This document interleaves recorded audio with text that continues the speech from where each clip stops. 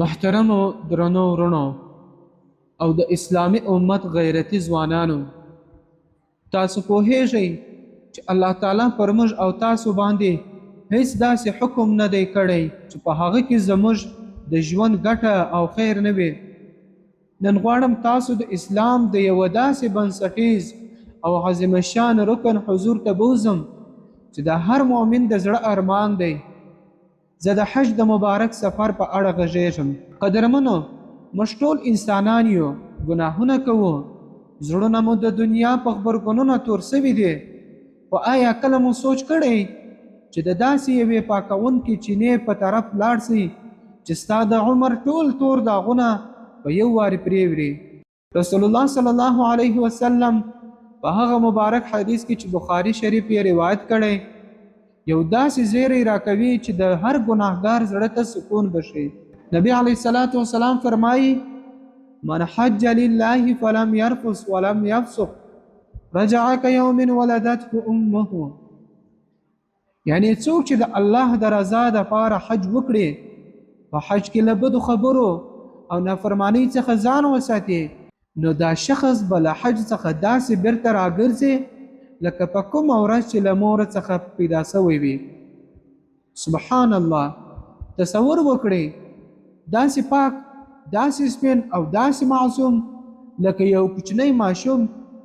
نن به موږ پر دې خبره وکړو چې حج څنګه ستا د تیر ژوند ټولې ناخوالې په یوې خوشحالۍ بدلوي. ګورئ قدرمنو، حج د اسلام په بنیادي ارکانو کې یو لوی او اهمترین رکن دی، او د شریعت په هر رکن او هر حکم کې د مسلمانانو دپاره بشمیره فضائل او فواید ذکر شوي. تیره جمعه مې درته د حج اهمیت بیان کړی و. نن به درته انشاءالله د حج په فضائلو، فوایدو او حکمتونو باندې رڼا واچوم. که څه هم چې د دې ډیر فضائل دي، خو زه به درته صرف یو څو مشهور ذکر کړم. یو فضیلت خو یې دا دی، د حج په وجه مخکینی ګناهونه معاف کیږي. د حج په وجه انسان د ګناهونو څخه داسې صفا کیږي لکه په کومه ورځ چې مور زیږولی وي او د ګناهونو څخه صفا وي. دا خبره په صحیحو احادیثو کې ثابته ده. د بخاري شریف حدیث دی، نبی علیه الصلاة والسلام فرمایي: څوک چې د الله تعالی د رضا دپاره حج وکړي، د حج په دوران کې فحش خبرې، بهوده خبرې، جماع ونه کړي او د الله تعالی نه فرمانی ونه کړي، نو دا حج کوونکی د ګناه څخه داسې پاک او صفا را واپس کیږي لکه په کومه ورځ چې مور زیږولی وي او د ګناهونو څخه صفا وي. او حاجي دپاره د فحش خبرو او د ګناهونو څخه او د جګړو څخه ځان ساتل پکار دی، ځکه د حج په دوران کې جنګونه کول یا فحش خبرې کول دا ټول ناجایز دي. د حج او عمرې په یو ځای کولو سره فقر او ګناهونه ختمیږي. د ترمذي شریف حدیث دی، نبی علیه الصلاة والسلام فرمایي: تابعوا بین الحج والعمرة فإنهما ينفيان الفقر والذنوب كما ينفي الكير خبث الحديد والذهب والفضة. یعنی تاسو حج او عمره یو ځای کوئ، ځکه دا دواړه فقر او ګناهونه داسې ختموي لکه څرنګه چې د لوهارو بټۍ یا اور د اوسپنې، سرو زرو او د سپینو زرو خیرې او زنګ ختموي.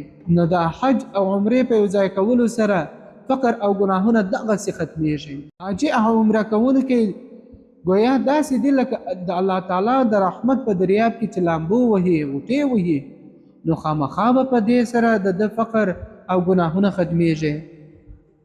د دې حدیث په تشریح کې تابعو بین الحج والعمرة، د دې مطلب دا دی چې تاسو حج او عمره یو ځای کوئ، ځکه دا د حج په درې سره اقسامو کې افضل حج دی. یا د دې مطلب دا دی چې که تاسې حج مخکې کړی وي نو عمره وکړئ، او که عمره مو کړی وي نو حج وکړئ. بل فضیلت د حج دا دی یا فایده یا حکمت دا دی چې د حج په وجه تر اوسه څوک نه دی فقیر سوی. په مذکوره حدیث کې دا هم ذکر سوه: فإنهما ينفيان الفقر، چې د حج او عمرې سره فقر ختمیږي.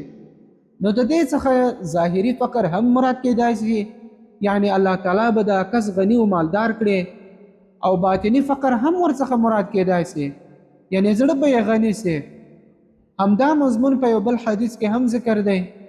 نبی علیه الصلاة والسلام فرمایي: ما امعر حاج قط حاجی هیڅ کله یعنی د حج په وجه دی نه دی فقیر سوی.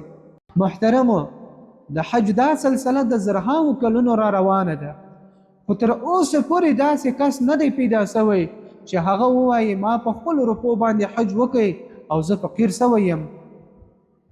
البته داسې بېشماره خلک شته چې هغوی د حج په برکت باندې نور هم مالدار سوي.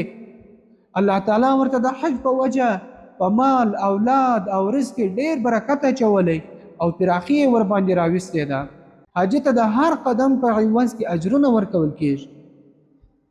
امام بیهقي په شعب الایمان کې او نور محدثین رحمهم الله دا حدیث را نقل کړي. رسول الله صلی الله علیه وسلم فرمایي ما يرفع ابل الحاج رجلا ولا يضع يدا الا كتب الله له بها حسنه او محى عنه سيئه او رفعه بها درجه. یعنی د حاجي اوج په کوم چې د حج ته روان وي دی چې کوم قدم پورته کوي یا یې ایږدي نو الله تعالی د حاجي ته د دې هر قدم په عوض کې نیکي لیکي، یا یې ګناه ختموي او یا یې درجه پورته کوي. د دې حدیث څخه دا معلومه شوه چې حاجي چې د څومره لرې ملک څخه حج ته راځي دته د ډېر اجرونه او ثوابونه ورکول کیږي. بله خبره دا ده ښه متوجه شي د حج په ادا کولو سره مسلمانانو ته اجر و ثواب ورکول د الله پاک احسان دی. په مالدارو باندې خو په ټول عمر کې یو ځل حج فرض دی.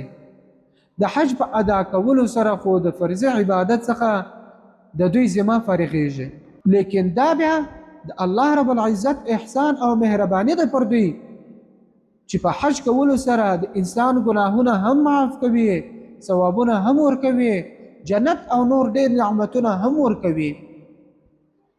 دغه وجه ده چې صحابه کرامو، تابعینو او زموږ نور اسلافو به د خپلو حوائجو باوجود بار بار حجونه کول.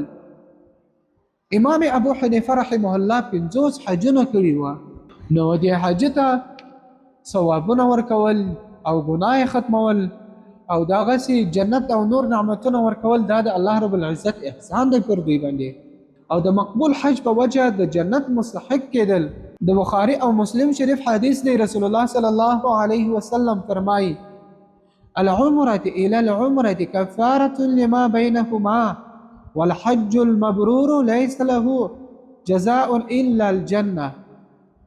یو عمره تر دې بلې عمرې پورې د دې ټولو هغه صغیره ګناهونو د پاره کفاره ده کوم چې د دې دواړو په مابینځ کې سوي وي، او د مقبول حج بدلا صرف او صرف جنت دی. یعنی په کم حج کې چې غلطي خبرې او ناجایز کارونه نه وي سوي نو د داسې حج بدله د جنت څخه علاوه بل هیڅ شی نه دی، بلکې د دې په عوض کې به الله ورته خامخا جنت ورکوي او د تلبیې ویلو په وجه د جنت زیری ورکول کیږي. رسول الله صلی الله علیه وسلم فرمایي ما اهل مهل قط الا بشر ولا كبر مكبر قط الا بشر. یعنی چې کله هم تلبیه ویونکی په لوړ اواز سره تلبیه وایي یا تکبیر ویونکی تکبیر وایي نو دته زیری ورکول کیږي. د نبی علیه الصلاة والسلام څخه پوښتنه وسوه یا رسول الله بالجنت، اې د الله رسوله آیا دته د جنت زیری ورکول کیږي؟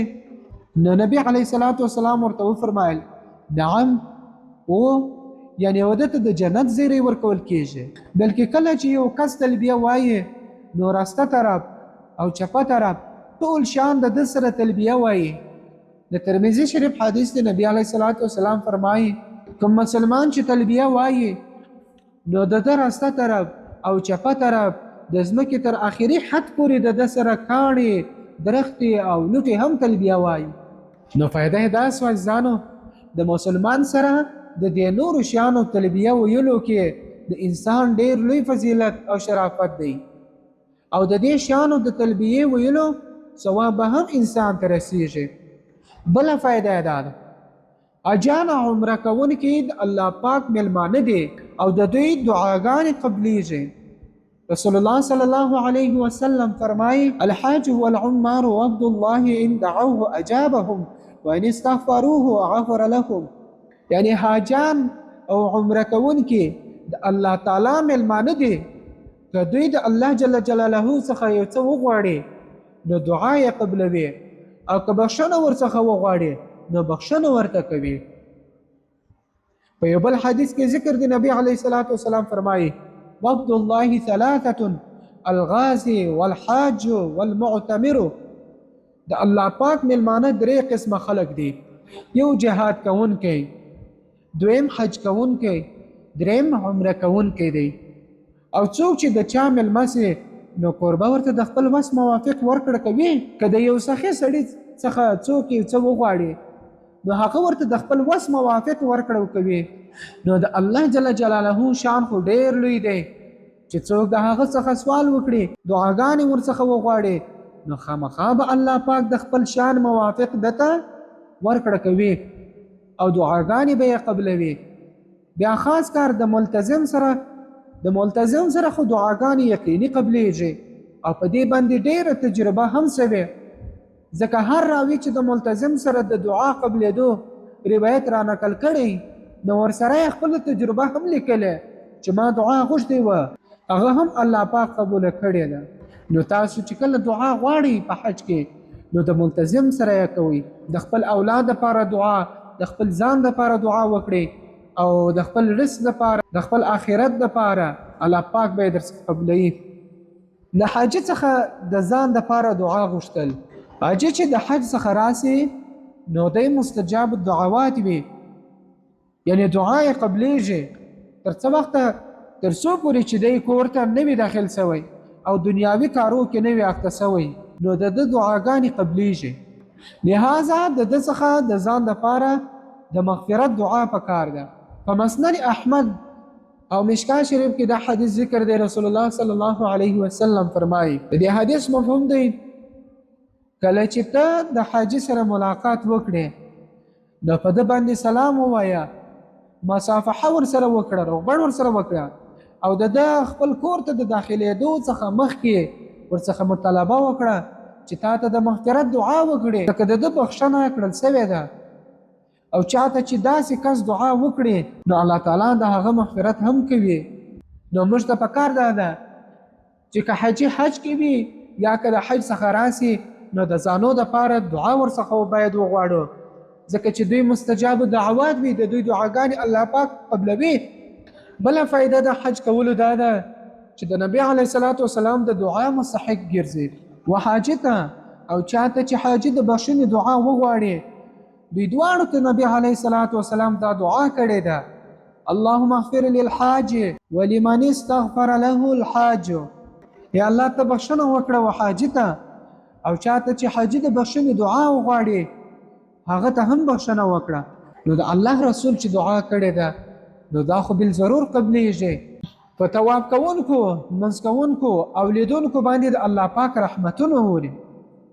رسول الله صلی الله علیه وسلم فرمایي الله تعالی د بیت الله په حاجیانو باندې په هر ورځ 120 رحمتونه نازلوي، چې په دې کې 80 رحمتونه د طواف کوونکو دپاره دي، 40 رحمتونه د لمونځ کوونکو دپاره دي، او 20 رحمتونه د خانه کعبې د لیدونکو دپاره دي.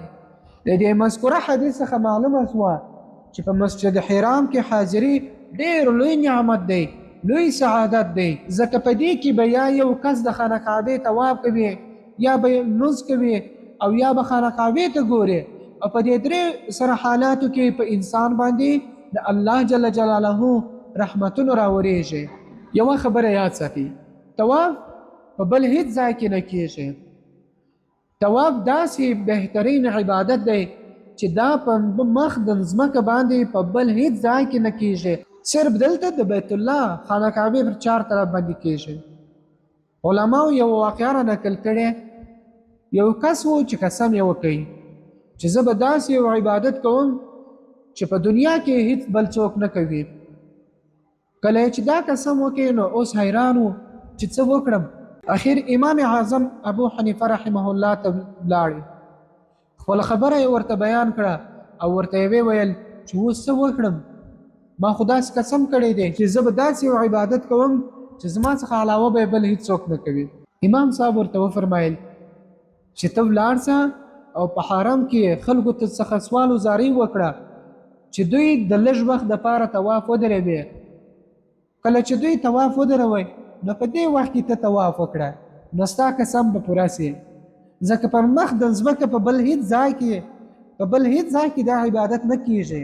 بیت الله ته کتل هم عبادت دی. عطا رحمه الله فرمایي النظر الى البيت عبادة، و بیت الله ته کتل دا عبادت دی.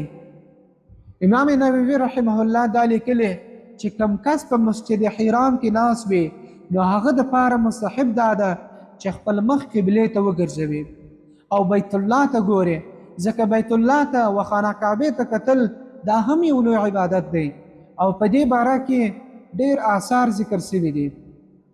بیت الله ته په کتلو سره سترګې نه مړېږي، لکه څرنګه چې د اوبو چښلو څخه زړه نه مړېږي او د قرآن کریم د تلاوت څخه زړه نه مړېږي، نو دغه شان د بیت الله ته کتلو باندې هم د سړي زړه او سترګې نه مړېږي، ځکه په هغې باندې داسې انوارات او رحمتونه راورېږي چې څومره ډېر حاجي هغې ته ګوري هغومره د دې په حسن کې اضافه کیږي، اطمینان او سکون ورته حاصلیږي. کومو حاجیانو چې د هغې دیدار کړی هغوی په خپله دا محسوسه کړې ده. د عرفات والا حاجیانو باندې الله پاک فخر کوي. رسول الله صلی الله علیه وسلم فرمایي چې بېشکه الله تعالی د اسمان والا مخلوق په وړاندې په عرفات والا خلکو یعنی حاجیانو باندې فخر کوي او د اسمان والاو ته فرمایي تاسو زما بندگان وګورئ چې ما ته په داسې حال کې راغلي دي چې ببر ویشتانې دي او ګرد وهلي دي. نو دا څومره لوی اعزاز او څومره لوی سعادت دی چې الله پاک په حاجیانو باندې حج کوونکو باندې فخر کوي. د عرفې په ورځ حاجیانو ته د جهنم څخه نجات ورکول کیږي. د مسلم شریف حدیث کې نبی علیه الصلاۃ والسلام فرمایي په بله یوه ورځ هم الله تعالی دومره ډېر بندگان د جهنم د اور څخه نه آزادوي څومره چې د عرفې په ورځ یعنی د عرفات په میدان کې آزادوي. بېشکه په دې ورځ الله تعالی بندگانو ته یعنی په خپل رحمت او مغفرت سره نږدې کیږي. بیا د فرشتو په وړاندې په دوی باندې فخر کوي او فرمایي دا خلک څه غواړي، یعنی دوی چې دومره لرې د خپلو وطنونو څخه راغلي دي او د مغفرت او قرب او زما د رضا سوال کوي نو زه به دوی ته خامخا ورکړم. او یوه آخري خبره لا ده د حج په سفر کې وفات کېدونکی به د قیامت په ورځ د تلبیې ویلو په حالت کې راولاړېږي. کوم حاجي چې د حج په سفر کې وفات شي نو الله تعالی به د قیامت په ورځ په داسې حالت کې راولاړ کړي چې تلبیه به وایي. دویم په بخاري شریف کې دا واقعه ذکر ده. حضرت عبدالله بن عباس رضی الله عنهما فرمایي چې د رسول الله صلی الله علیه وسلم سره په عرفات کې یو کس ولاړو، ناڅاپه د خپلې سورلۍ څخه راوغورځېدی او پر هغه ساعت باندې وفات شو. نبی علیه الصلاۃ والسلام وفرمایل دته د بیرو په پاڼو کې جوش شوي اوبو سره غسل ورکړي، په 2 جامو کې ورته کفن ورکړي، خوشبو ورباندې مه لګوئ او سر یې هم مه پټوئ، ځکه بېشکه الله تعالی به دی د قیامت په ورځ په داسې حالت کې راپاڅوي چې دی به تلبیه ویونکی وي. او په مسلم شریف کې دا واقعه ذکر ده چې د هغې په آخر کې ذکر دی چې رسول الله صلی الله علیه وسلم وفرمایل چې بېشکه دی به د قیامت په ورځ په داسې حالت کې راولاړېږي چې په لوړ اواز به دی تلبیه وایي. یوه مهمه خبره لا دا ده، توجه مو غواړم، په اسلام کې د انسان د فطرت لحاظ هم ساتل شوی دی. په اسلام کې د بت پرستۍ څخه سخته منع راغلې ده، دې ته شرک او حرام ویلې، او څوک چې بت پرستي کوي نو هغه د اسلام څخه خارج ګڼلی دی، ځکه بت خو بې روحه شی دی، په دې کې د نفع او نقصان رسولو هیڅ صلاحیت نشته. لیکن بل طرف ته د انسان په فطرت کې دا خبره داخل ده چې د خپل محبوب سره د محبت او عشق اظهار وکړي. د هر عاشق زړه دا غواړي چې د خپل محبوب د کور څخه 4 طرف وګرځي، د خپل سینې سره یې ولګوم او د هغه قدم بوسي وکړم، او چې د بنده د الله تعالی سره محبت وي نو برای راست خو دا کارونه د الله پاک سره نسی کېدای. نو الله تعالی د انسان د فطرت لحاظ وساتئ. انسان ته وفرمایل ای انسانه ته د بیت الله طواف کوه، حجر اسود ښکلوه، د ملتزم سره خپله سینه ولګوه. نو دا به ستا زما سره د عشق او محبت اظهار وي. په دې سره به ستا جذبات هم ساړه سي او په دې ځایونو کې چې ته کومه دعا غواړې هغه به هم قبلوم. همدارنګه د صفا او مروه په مابینځ کې سعی کول، په عرفات او مینا کې دعاګانې غوښتل، قرباني کول او د شیطانانو ویشتل، دا ټول کارونه داسې دي چې په دې سره انسان د الله تعالی سره د عشق، چې انسان د الله تعالی سره د خپل عشق او محبت اظهار کوي. د حضرت ابراهیم علیه السلام یاد تازه کیږي او د نبی علیه السلام د سنت او اتباع پکې لازمیږي. که بیت الله شریف یا د حج دا نور افعال نه وي نو بیا به انسان ته د محبت الهی جذبه پوره کول مشکل وای. نو خلاصه د ټول تقریر دا ده چې حج د اسلام بنیادی او اهم رکن دی. د ډېر فضائل، فواید او حکمتونه بیان شوي. په دې سره د انسان ګناهونه معاف کیږي، فقر یې ختمیږي، د جنت مستحق ګرځي، اجر او ثواب ورته ملاویږي، دعاګانې یې قبلیږي، د نبی علیه السلام د دعا مستحق ګرځي، د الله پاک د رحمتونو مستحق ګرځي. الله جل جلاله د فرشتو په وړاندې په حاجانو باندې فخر کوي. حاجانو ته د جهنم څخه نجات ملاویږي، بدن یې د جهنم په اور حرامیږي. حج یو عاشقانه او بین الاقوامی عبادت دی. په دې سره د بندګۍ ظهور په کامل طریقې سره کیږي. د مسلمانانو د اتفاق او اتحاد مظاهره ورسره کیږي. د حج افعال ادا کولو سره انسان ته آخرت را یادیږي او د شعائر الله تعظیم هم ورسره راځي. د حج افعال ادا کولو سره انسان ته د حضرت ابراهیم علیه السلام او نبی علیه السلام اقتدا نصیب کیږي. په انسان کې د صبر ماده پیدا کیږي، شیطان ذلیله کیږي او الله تعالی راضي کیږي. نو الله تعالی دې موږ ټولو ته بار بار د حج او عمرې کولو توفیق را نصیب کړي او د دې چې څومره فضایل په قرآن کریم او احادیثو کې ذکر شوي دا ټول دې موږ ته په کاملې طریقې سره را نصیب کړي. آمین یا رب العالمین. واخر دعوانا الحمد لله.